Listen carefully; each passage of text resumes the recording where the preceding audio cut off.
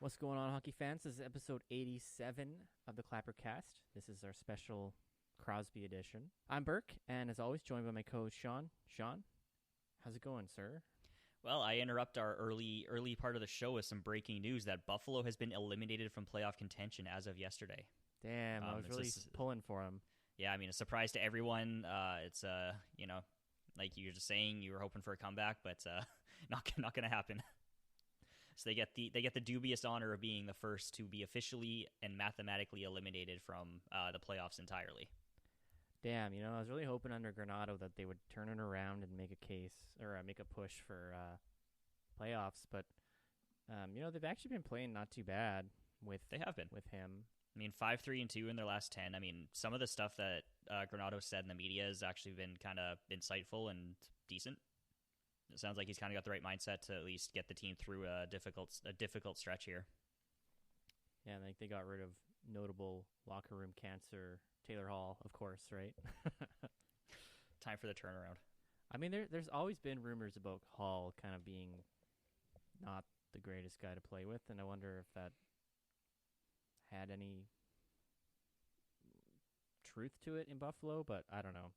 But it's kind of funny that they got rid of everybody and now they're like playing okay hockey. I mean, really, like they're just trying to disrupt from this point on, right? Just trying to make it hard for teams that are trying to make it to the playoffs, and it's really basically just finding a way to make something out of the season. You got guys playing for their next contract. You've got rookies and younger players playing for spots in the lineup next season, and it's kind of just a whole bunch of people with no expectations going out and seeing what they can do. Yeah, I think that's a really powerful thing, is to just, pressure's off. Like, just go out there and play and focus on, kind of competing every night, and that's it. And just get kind of back into that winning mindset now that there's no pressure to, you're not going into playoffs. So just play hockey, really. But, yeah, what a surprise that they're the first ones to be eliminated. We should be getting the first the first batch of a few teams here. I mean, Detroit, Ottawa, and even New Jersey's pretty close, but I think they still technically have a chance. Yeah, so you're saying there's a chance. New Jersey, 18 points back with like 12 games remaining, but they can technically make it. So. Yeah, if all the other teams just stop playing. 22 points back. My math is bad. Wow. Well, I don't know, New Jersey. I think might not happen, but Hischier finally got a goal, so that's exciting. He did. Hischier's back. He got a goal. He's looking good. He's standing up for his teammates in a full cage. Jacob Trouba took out Andreas Janssen with a huge hit at the blue line, and Hischier is the first guy in there. Broken face, full cage, but he'll go in anyways. In beer league hockey, I wear a visor, and some of the guys on my team wear visors, and some wear cages and whatever. But we always just tell the guys with cages on who try and like start shit. It's like, well, it's easy to do that when you got a cage on, because if anybody does anything, you're safe. But us with visors on, like, we gotta worry about like you actually hitting us in the face. Yeah, so who's gonna punch a cage? I don't know. I've seen some people do some stupid shit with cages on, so I don't know. Anyway, yeah, good for him. Block a shot with their face. He's had kind of a real struggle of a season, so it's fun, kind of nice to see him get rewarded there, and I'm sure especially, I mean, this is his first year as captain of the Devils. Comes back from a broken leg after missing the first month and a half of the season, gets hit in the face 5 games into that stint, and misses another month and a half, and he's finally back, hopefully for the rest of the season. Yeah, he means a lot to that team, right? Like, he's a big part of it, and I mean, he's absolute fan favorites, and obviously getting named captain that young means that he's a huge part of that locker room. So to have him back and around has to be massive boost for them. Yeah, for sure. They looked a lot better with him in the lineup too. Like, he just adds a whole lot to the forward group. So yeah, but the biggest kind of story coming out of the weekend here is the fact that the Vancouver COVID boys beat the Toronto Maple Leafs overtime, just as everyone suspected, right? That Yeah, I the mean, number one team in the North would get beaten by the team that hasn't played in like 3 weeks. I mean, it's basically like, it seems like the correct storyline, right? You know, the team comes back from their break, lots of adversity, lots of low expectations. Everyone's expecting them to get blown out, but they hold in. Braden Holtby stands on his head literally to save the game, and they pull it out in overtime. Like, and I mean, Bo Horvat scores too, including the game winner. So that's, you know, tells you what the storyline was supposed to be that game. Yeah, it was a huge win for the boys. I think like that means a lot to that franchise because like, you know, they were vocal about not being ready, and there was even some grumblings about, you know, the team not really having their backs, the players that is, coming out of that, and just for them to go back in and get a win like that, I think is really, really huge for them. And so happy for them. And also it's funny that the Leafs lost too.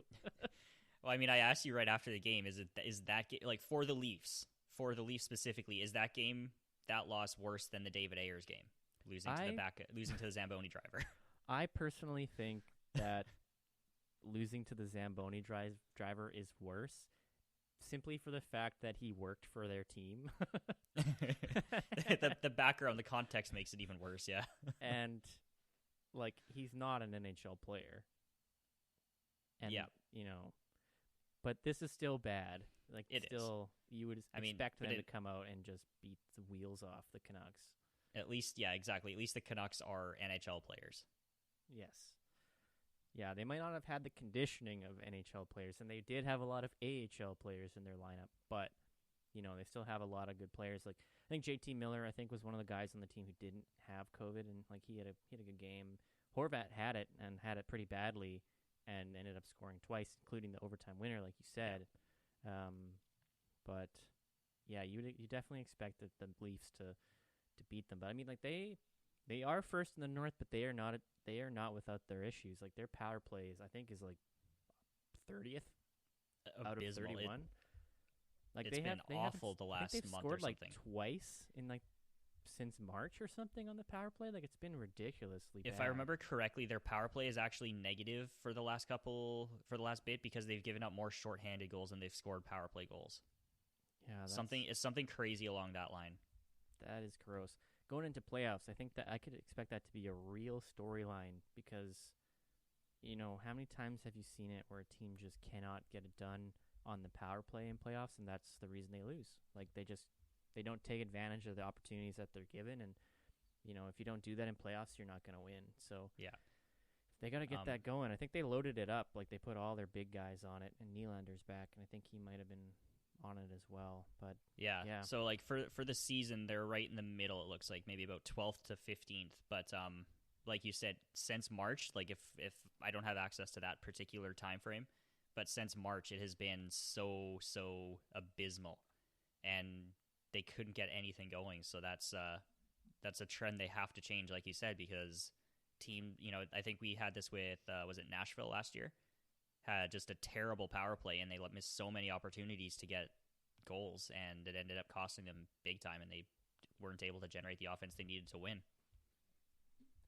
Yeah, so here from February 11th until April 15th, so, you know, going back, I guess, a couple games, they were 1 for 42 on the power play, 2%. And yeah, they got outscored on the power play 3-1 because they gave up 3 shorties. That is brutally bad. That is like probably like worse than Detroit's power play last season. My face is just in my hand right now. That I can't believe how unproductive that power play was, and I'm, you know, how much of that, you know, Austin Matthews is their kind of ringleader on that power play, and we know he's dealing with that wrist injury. So like, you know, was that a factor? Was it just a massive slump of epic proportions? Like, what was going on there? Yeah, I mean, having like Matthews, Tavares, Marner, Reilly, and I think Nylander was on there, and then they had Hyman on there because Nylander was out with COVID. I mean, that's too talented of a group to put up those numbers. So it's like, either teams did a really good job of figuring out what the Leafs were trying to do and shutting it down, or the Leafs just, I don't know, couldn't put it together. I didn't watch all of their games, so I don't really know what the problem was there, but like that's got to be fixed. But getting back to the Canucks, it's like kudos for them to come out and they had some issues in that game, and there were some players that had to play a lot of minutes that maybe weren't expecting to. I think Tyler Myers had 30 minutes. Yeah, I think he had a season high in ice time because they ended up going down a D-man because Alex Edler got ejected for a knee on Hyman. And he ended up getting suspended for 2 games today. And first of all, what did you think of the play with that knee? Every single decision that's come out of that, like the ejection, the suspension, I think is the right call because, watching the replay, he does stick his leg out and he catches Hyman right on the knee. We now know Hyman's out for 2 weeks with a sprained MCL. I do, however, like Kevin Bieksa's take on that play that he had in the intermission, where he doesn't completely ignore the fact that Edler did that. He acknowledges it, but he also explains it by saying, there's a guy trying to get past you. This isn't a play you're trying to do. You don't want to stick your knee out because you could end up worse off than the guy you're trying to hit. You just stick your leg out as an instinctual reaction to someone getting by you. It's an appendage. It could have as easily been Edler's arm or something, but it was just his leg that happened to be it. I feel like that's a fair take on it, that he's not trying to do that, but he did it, and the penalization, the suspension is the right call off of it. I think I saw too that the Department of Player Safety was factoring in fatigue in there, that he was tired or something, and obviously he was out there for a really long shift. I think he got stuck out there for like 3 minutes or something like that. Okay, yeah. So you obviously don't make the greatest decisions, or your decision making is a bit flawed when you're exhausted like that. So they factor that into the situation as well. But yeah, right call, right suspension. Yeah, I definitely agree. It's I've been on both sides of knees like that, where it's like it is instinctual when someone's trying to get by you and you're like, nope, and you stick it out there, and you're not trying to hurt anybody or whatever, but you're just trying to block them. And then I've been on the other side where you're trying to get by someone and they stick it out, and then you're like, that's the dirtiest play that has ever happened in sports. And it's like, no, it wasn't intentional. But it's not like Matt Cook out there. But yeah, I think it was a great call. And definitely fatigue played a part in that, and not only fatigue from being out there for so long, but also being a little bit rusty, not having played in, 3 weeks or whatever it was, definitely makes an impact there. And so Edler gets a bit more of a break where he gets to, rest up a bit here. And, I'm sure that wasn't his intention, but yeah, I think it was the right call and the right suspension as well.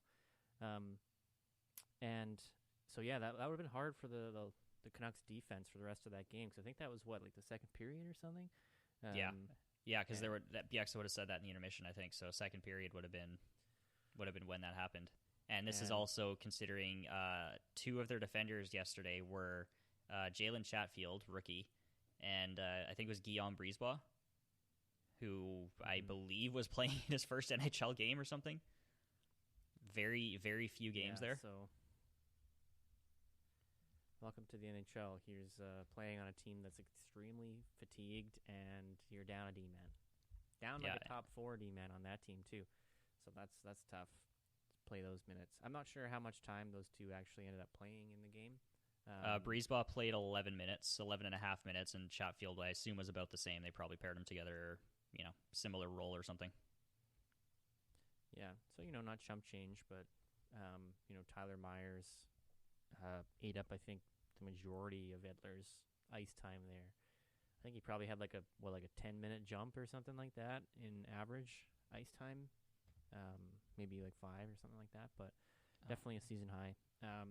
8. Okay, so split the difference. Yeah. But another thing in that game was the fact that the Leafs had Thornton, Spezza, and Simmons as a line, and they were dominating the Canucks. Like, that's the reason that Edler was out there for so long, is because they had this, I don't know, old man club line. Yeah, there. What year is this? And they were like, they had great possession, and so, they were talking about that in the intermission about just like that they were doing so well, and it's like, part of me is wondering, like, is that because the Canucks are fatigued? Is that because like they're not quite up to speed? They don't have the legs that they normally would, or is that because those guys are playing really hot? And so I wanted to see what your thoughts on that. Like, why did you think that line had success, like possession wise, against the Canucks? I think the speed is an amazing point that I can't imagine that they would want to be rolling that line against faster teams or teams that are, in game shape. But I also believe that in the case of Spezza and Simmons, at least, those two Spezza anyways has turned into a pretty solid, grindy type forward, that he's kind of acknowledged a change role where he's not as much of a scorer as he used to be, but he's turned into kind of a solid depth forward. And he'll kind of grind and hit and play the harder game just to help maintain that. We all know Wayne Simmons is that type of player where he engages physically a lot. So that probably is a factor as well, where they just kind of they outwork and overpower the opposition through that type of play rather than their speed or skill. So you get an offensive possession, and a line like that can make it last a lot longer than maybe it would have otherwise. Yeah, good point. I don't think they'd want to play like a line like that against maybe like the Oilers, where no, they've kind of got a bit more legs than the Canucks did. Especially last night. But yeah, definitely a tough loss for the Leafs, but they've kind of got to work that into some motivation, I think, to even though you're first, like you can't cruise into playoffs, because I've been a fan of the Capitals, and I've seen that happen where the team has limited adversity going into playoffs, and they kind of cruise in, and then they get knocked out when they beat or they face a team that's had to battle to get into playoffs. Well, so Tampa Bay Columbus. Yeah, and so if the Leafs can take this and be like, hey, you know what?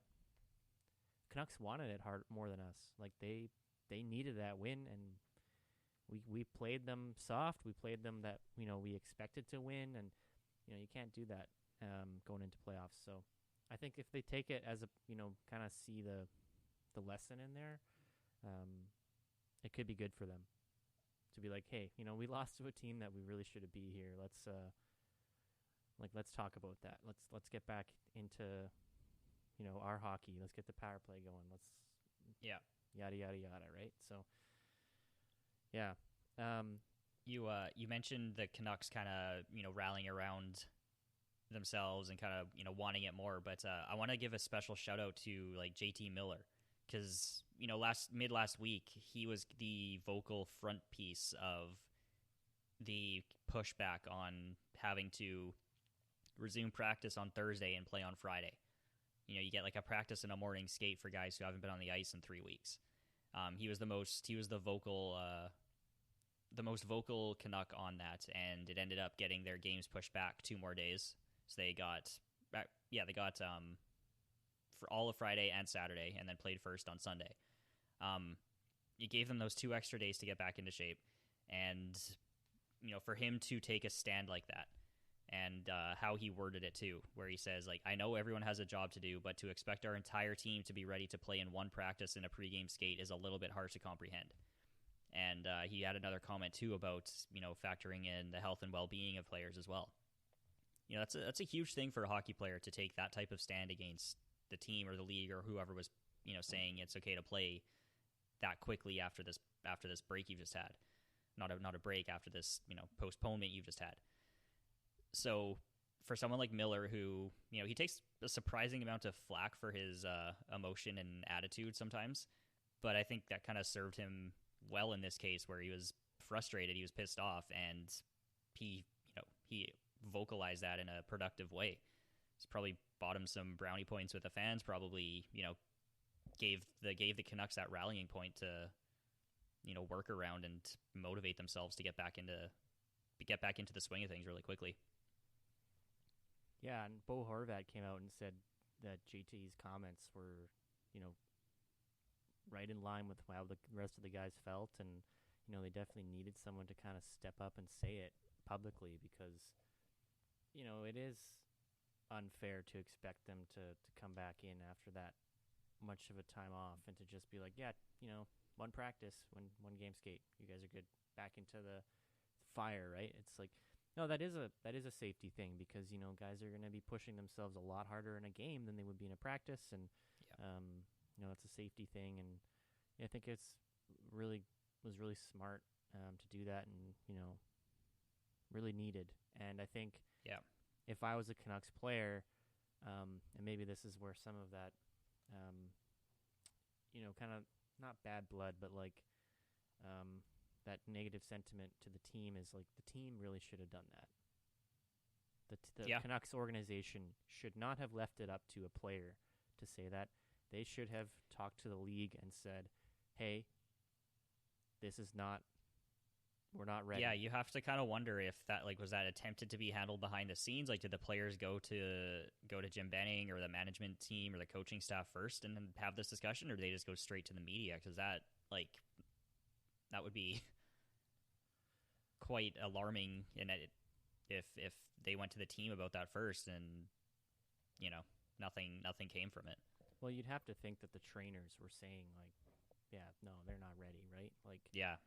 They're not ready at all. And then, I don't know, I just would expect that the Canucks organization would have done that without a player having to publicly say it. But, maybe that's what it took. Maybe the league needed to be shamed into doing that, and it needed that health and safety aspect of like, no, this is a health issue for us. If we go back too early, there's some real repercussions that could be at stake here. And, just kind of like the league's saying that it's, about player safety and needs to follow these protocols and stuff. But it's like, well, how about we do it both ways where, we can't rush people back right away. So I don't know. It's just interesting to see where this will go, if the players are that upset at the Canucks or what. But yeah, did you see? I think it was also a comment from Horvat where he was specifically asked about how how supportive the team was, or how supportive the management was during this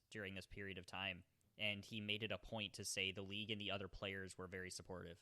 Like, he specifically avoided saying anything about the team, which was telling. Yeah. I mean,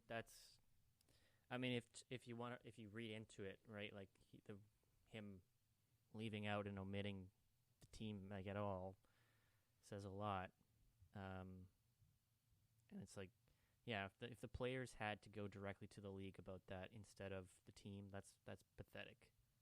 Like, the team, not to get too nerdy here, but like the team as an employer has an obligation to keep its employees safe, and if they're not doing that, then that's bullshit. Yeah.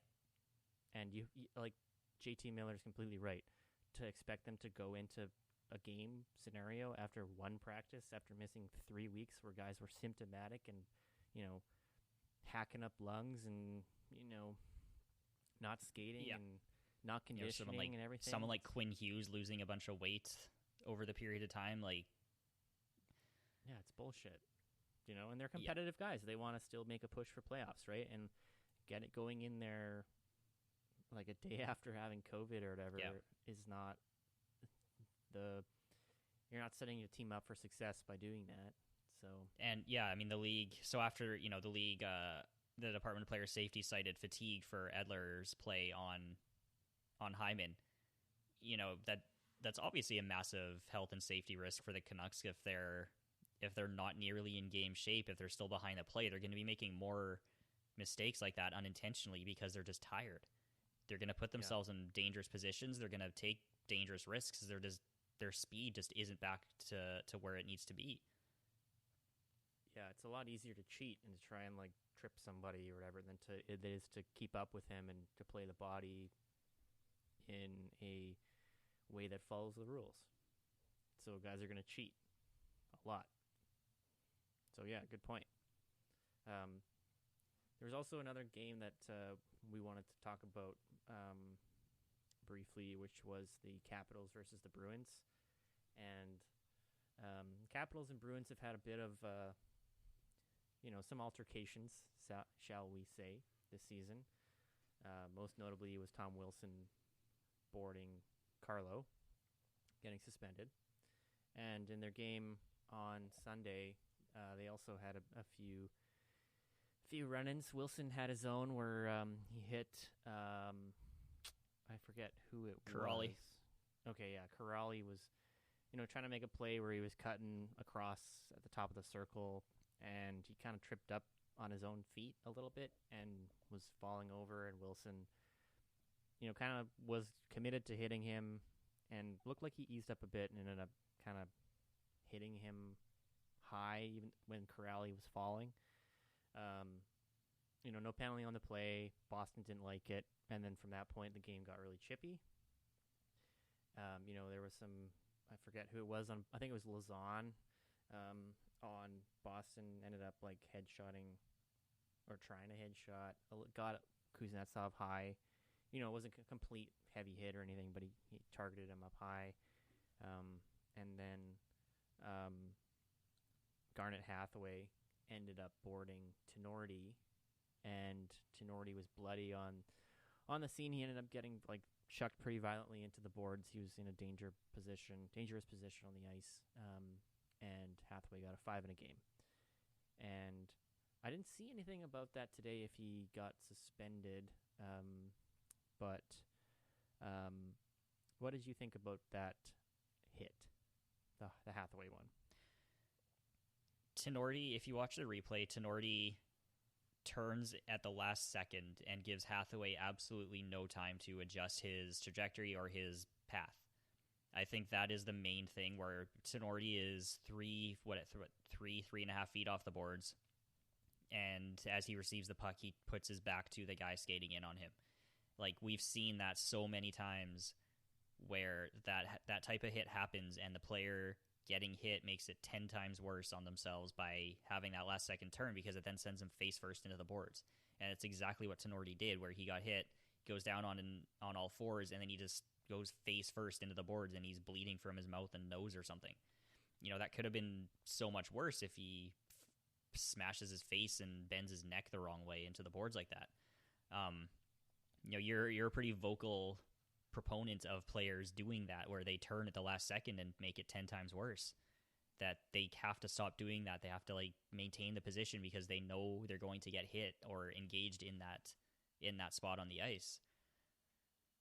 Yeah, it's really frustrating because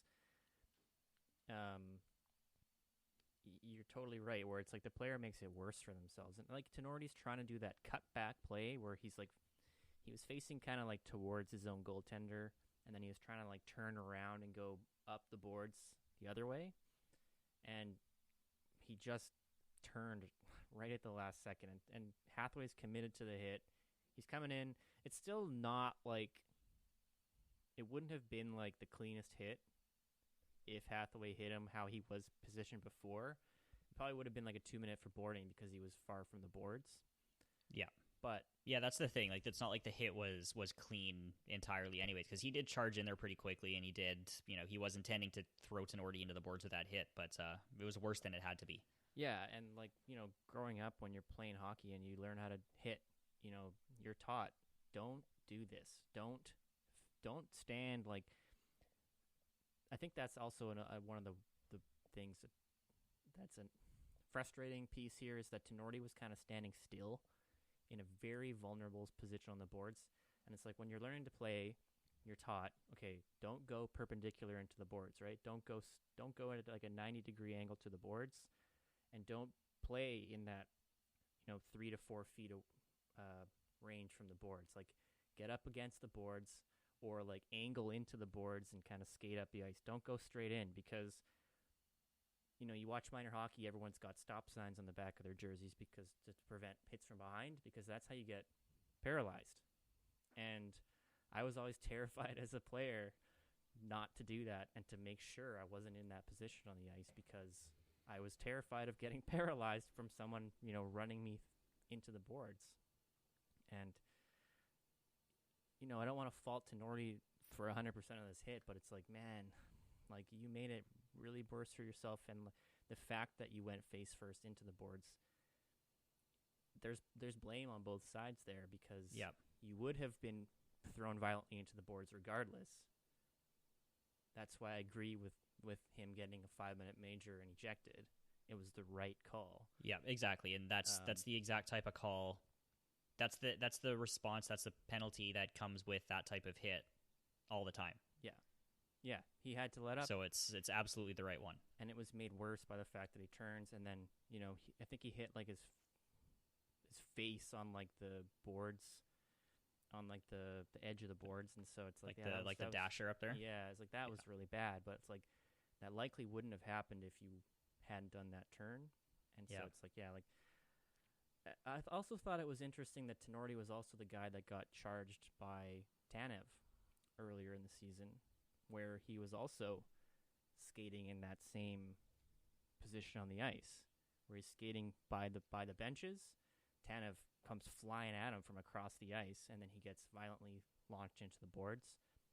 I didn't agree with that suspension, but it was definitely a charge, and it was a dangerous hit. But, it's Tenori 2 plays here where, he's kind of playing in that area. It's like, if I was the coach, and if I don't want you to get injured, I'd be telling him, hey, get up against the boards. Yeah, exactly. Cut that out, because we need you healthy.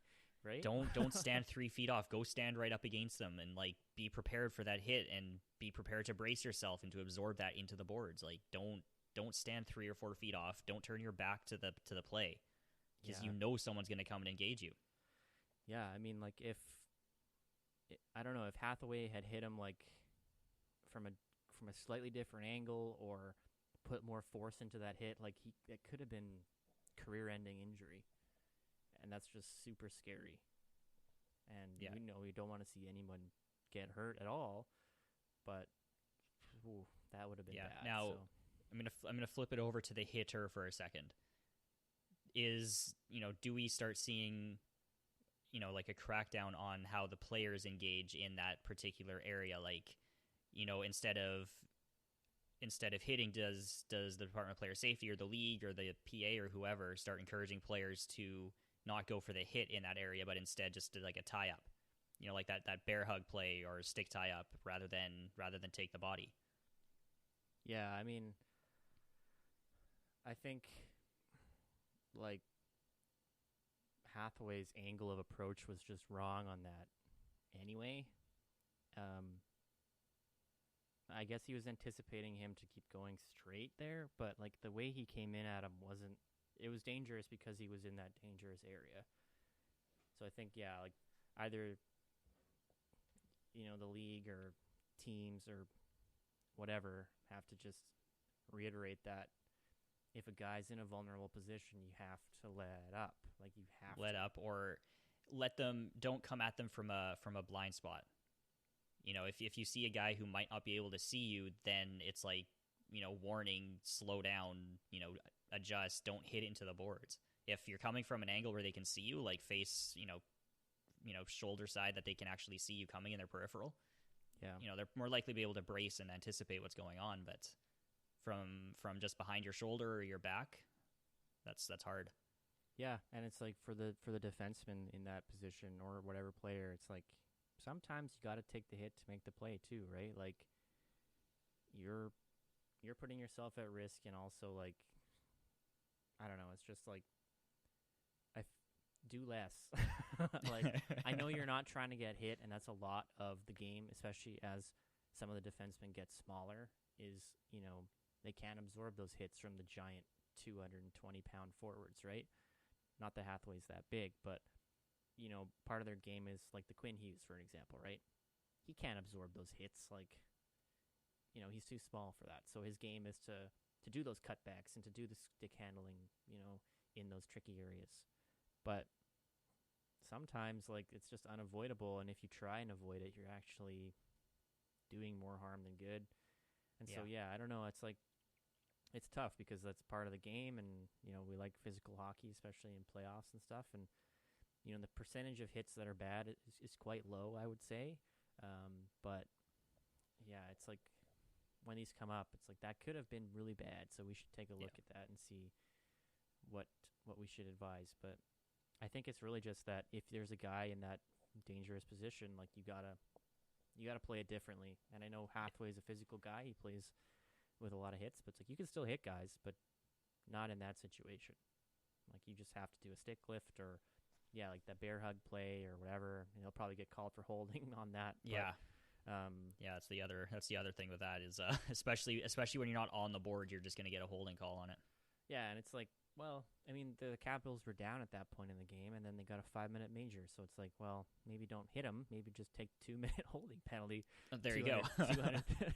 200 feet from your own goalie. But yeah, it was a tough play. Hopefully Tenorti's okay. I don't think the Capitals play for a bit here, so I'm interested to see if they perhaps delayed talking to Hathaway about any potential suspension, or if they just deemed that it was not suspension worthy. But because of the violence of impact and the fact that Tenorti got hurt, like if he gets 1 or 2 games, that seems like it would probably be appropriate. No supplemental discipline for either Hathaway or Wilson. Okay. Huh. Well, I thought that Hathaway might have got a game or 2, but yeah, I guess the fact that it was a tough position on the ice and he turns last second, I guess mitigated that. But yeah. Anyway, I guess back to the Capitals' positives is the fact that Anthony Mantha, despite fans having an initial crazy reaction to the trade, has been settling in quite well with the Capitals and has 5 points in 4 games, including 4 goals, and he's scored in every goal since being acquired. Or a goal in every game since being acquired. So he has scored every goal he scored. Yes, true. Yes, true. No one's taking credit for his goals. So I mean, one of them was an empty netter, but still counts. And so, like I don't know. I mean, we did on our trade deadline show. I said I was okay with it because I don't value those trades or those draft picks very highly.